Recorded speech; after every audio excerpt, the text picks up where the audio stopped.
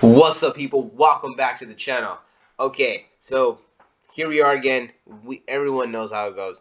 The market never stops.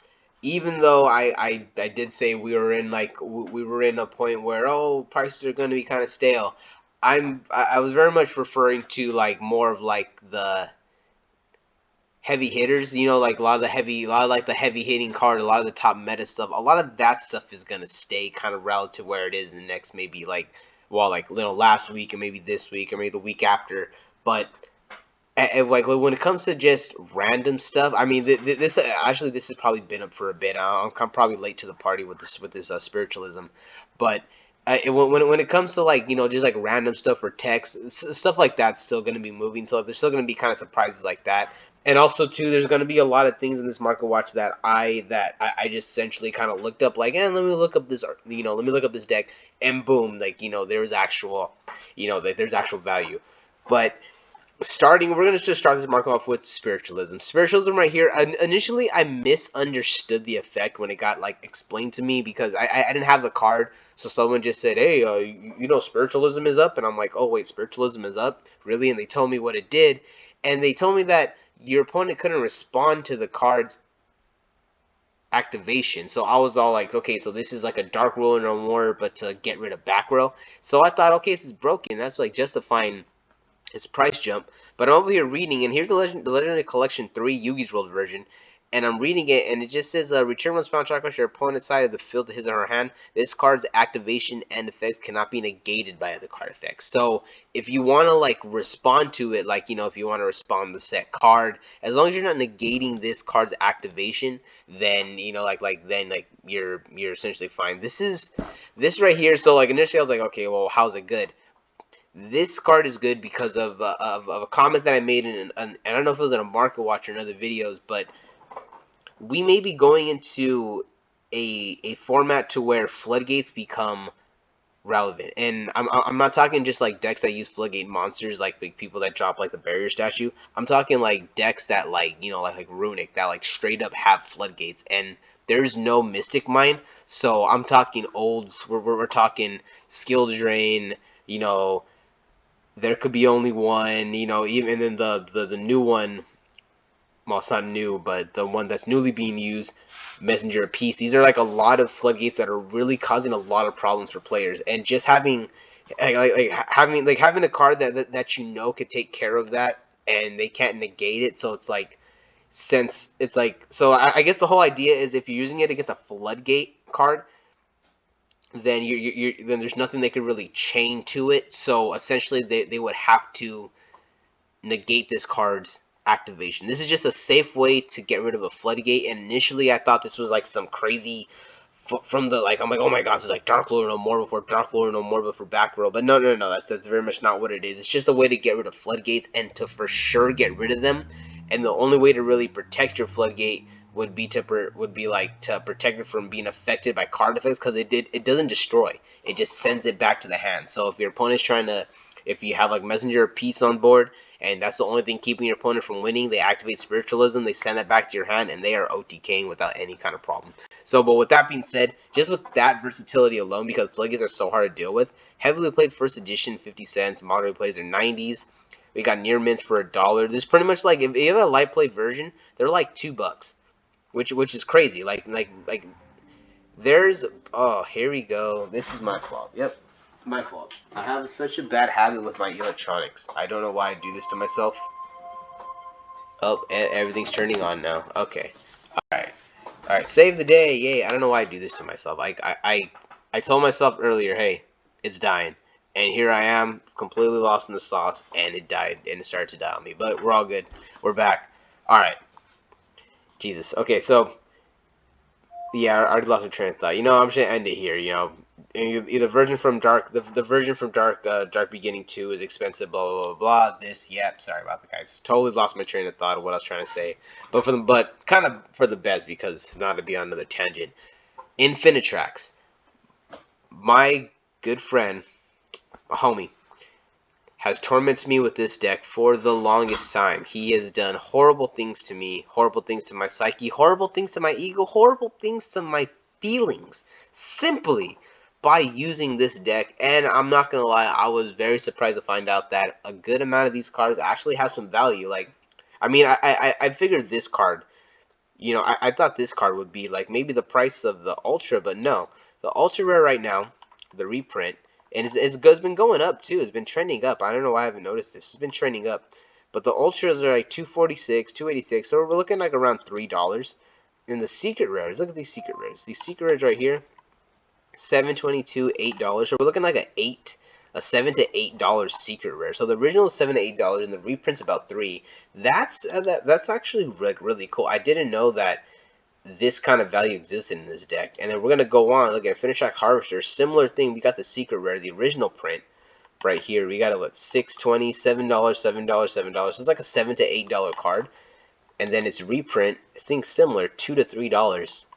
If you go down here, $1.99, $2.46. Yeah, with the shipping, it's a little over $3. Without shipping, it's $2.46. So $2 to $3 card right here. Like the core is actually worth money. So if you have the core laying around, hey, you know, and if you're not using the deck, but to be honest, I think this would be a very strong rogue contender deck to use.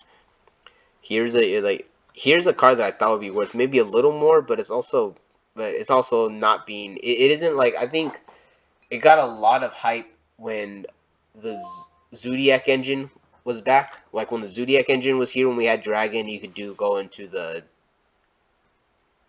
Chalk and 9 play and get the 3 XYZ monsters out. Like this was very popular because you essentially had like a 1-card combo to go into this, which, you know, for its effect is like really good.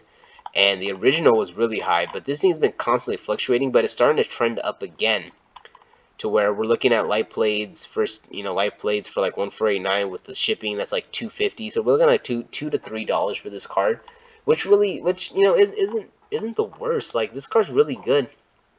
Like especially in its own archetype. Like, you know, it's you know, fine. Like it's its own well, okay, you know, it's actually really horrible in its own archetype. I don't know what I'm saying. I meant to say outside of its own archetype. I said in its own. I meant to say outside. It's really good outside of its own archetype, and I just can't. I just kind of crazy how this thing's actually kind of holding a little bit of a price, but at the same time, it's still a really good card. It's still really it's still good. Like I'm not gonna say it's not good. Infinitrax Goliath. Here's like another card that I didn't even know. I thought it was gonna be worth like 50 cents, but this card does have a little bit of potential to go up. Like you do have situations, especially like if you're playing the actual deck too. Like I say, if you guys are not playing the deck, then no, you're gonna be like, yeah, what are you talking about? But if you're someone who actually plays the deck, like this is something maybe you might want to like max out on before people kind of catch on, because there's a lot of these kind of pretty low. Maybe I might start picking up a couple of these. You know, because these right here, I think they only have the one printing, if I'm not mistaken. No, they have the super rare. Super rare also. The super rare is here at 80 cents, 93. Okay, never mind. I was going to say this is a potential pickup, but no, it has its reprint. Dumb. My fault. Tri-Brigade Fractal. Okay, so Tri-Brigade Fractal is the card that I talked about in a previous market watch. I kind of wanted to go over like a couple Tri-Brigade cards in general because there's some that I see that are slowly starting to go up. I'm just gonna start like if you I've had my Tri-Brigade core for a very long time. Like the fractals I have are, you know, like the ultra rares. Like I had them for a long time, and I've always liked it, especially when the Zodiacs were out. So like, I guess there's always been a little bit of soft spot. I never wanted to get rid of this, and right now more than ever, I think this also might be another really good rogue contender. Like you got the Infinitrax as one. This could be another rogue contender. There's a guy in my locals who plays. There's two people that play this, and I have such a hard time playing them sometimes because it's like you're sitting there and you're like, okay, damn, bam, bam, bam, bam, but then it's like they end with the revolt, and you're like, man, I cannot get around that revolt. Or even if you kind of get around the revolt and they resolve it, they get so much plussing off that. Like they send to the grave, they get a search, they get some that to the hand. They end up with all this stuff back in the graveyard. They end up with a monster in their hands. So they pretty much have the ability to kind of restart the whole loop and it just becomes before I get pretty sure, it just sometimes it becomes a problem for me. And like I could see this deck becoming a problem for other people, especially in the future if you're not like prepared for it. If you don't think it's gonna be there, and then you get blindsided by this, yeah, like I can very much see this, taking a couple regional wins, regional tops, maybe even sneaking into a YCS. That'd be really cool. I would love to see this thing sneak into a YCS. But right now we have the life play first dead, and these are see they're from the 10. So these are the secrets, the prismatics, 390 with the 99 shipping. So we're looking at four. If we just round up, we're four with the $1. We're at almost $5. So we're at like 490, almost $5, 494. This is no joke. This card is starting to go up. The ultra rare is starting to hit up on that mark too, and the chart's starting to kind of show it too that it's starting to go up. 350 with the $1, so we got 450. This is in the four. It's already in the 450 range. Like if you wanted to pick this deck up for cheap, then I think this is the last opportunity right now to get it for cheap, because there's a lot of other stuff in there that's not really too much. But at the same time, you also have to pick up at least one, maybe even two of these. The secret rares are, the secret used to be really high. So I compared, originally these are really not, they're not, like I said, here in October they were freaking, yeah, if we go back to, they're probably even higher than that. Let's see, yeah, 3 month. I keep going the wrong way on this thing. Yeah, so yeah, you got the October thing. They're at like $15, and then they kind of like started to come down. But right now they're starting to very much get another resurgence. If you check it out over here, it's just starting to kind of slowly bloop come back up. And we got $7.92, $8, so pretty much $8 to $9 for the secret rare. But of course, it does have the reprint. I was selling these for $1. I'm pretty sure I mentioned these in a market watch, telling people to pick them up when they're around the $1 mark. These were like kind of just like bam like that. They've been hella just kind of going off everywhere. They were pretty low at 161. Like so, like if you go like January 22nd, they were 161. I think maybe they might have gone a little bit lower, but for the most part, we're looking at 229. 230, 330, 345, 345. So we're looking at almost $4. We're looking at like if we add the shipping, we're looking at almost a $4 card for the Tri Brigade. This was very much a huge pickup that like people should have gotten, maybe even $3. Yeah, hold on, let me relook at that. Maybe I'm like misunderstanding that. Yeah, 220. Okay, yeah. Well, we're looking at these copies, but this guy, there's only one. So there's one here, and then there's one here for like 3. Yeah, never mind. Okay, yeah, never mind. We got 26 right here that would probably hold with the free shipping over 50. But yeah, so we pretty much kind of holding the line at about like $3. I don't know what I was saying on that one. All right, here Fergie. This is a card that I guess a spoiler for another video. This is a card that I'm very much investing in, and I was gonna eventually talk about it. But Fergie, the Baron Blossom. This is a card that goes beyond Tri Brigade. It's like it could be used not only with Tri Brigade, but with any card that interacts with the extra deck. This is a really good card. Like if you need a target for punishment, a target for Ultimate Slayer, you need any of those kind of cards that like target things in the extra deck. If she fits that criteria, she's a good option. She gives you the opportunity to draw and shuffle something back so it can fix your hand. Sometimes that's really, really important. Like sometimes you have that either you have a dead card in your hand, either one of three situations. You have a dead card in your hand, you have a Garnet style card in your hand, or you just have a suboptimal card that you wish was something else. There's always unless you have one card, like only one card, and it's the card you need.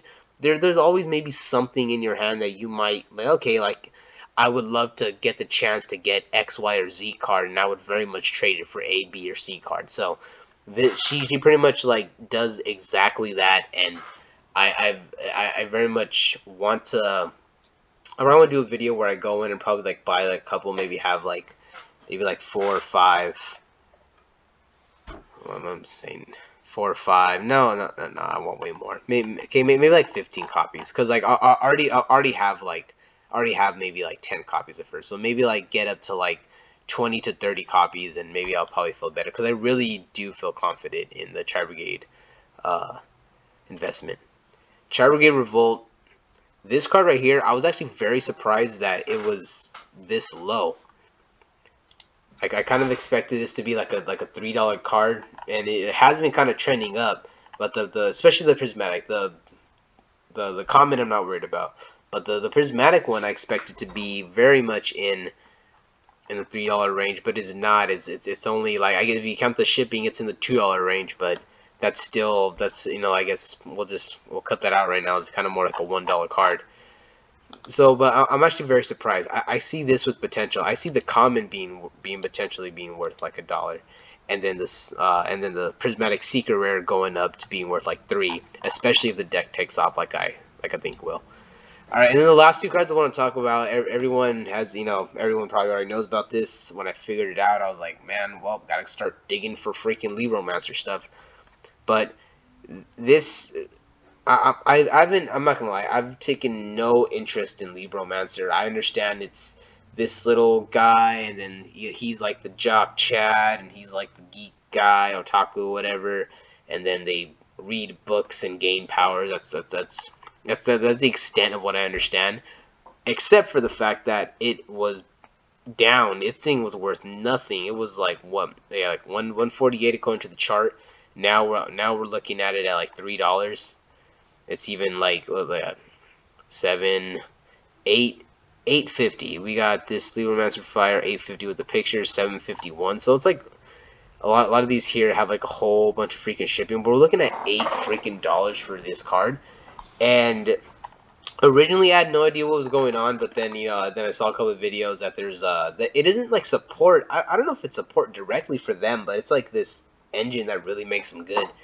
I'm not gonna lie. I do not have too much faith in this deck. Like a lot of people say it has like a lot of potential, but there's a whole bunch of decks that have potential. Like there's a lot of different decks in Yu-Gi-Oh that have potential that just do not make it. But hey, if they end up making it, they end up making it. That's good for them. Libromancer Geek Boy. Here's another card that kind of started slowly going up, kind of similar to what it was worth like 120. Now it's kind of going into the $2 range. Like, yeah, 275, one with the shipping, and then we got like 180, so 280 with shipping. So yeah, it is starting to climb up there, similar to the other one. But yeah, I'm not gonna sit there and say, oh yep, they're gonna be good. There's so many decks. There's what's that one deck coming out?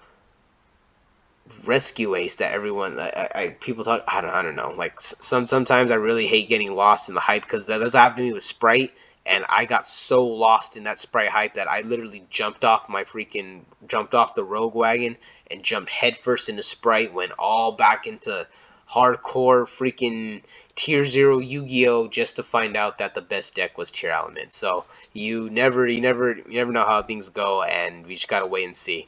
Alright guys, that's it for the Market Watch. Thanks for sticking around. Yeah, that's it. I kind of thought I had an announcement. I didn't. Till the next one. Peace out.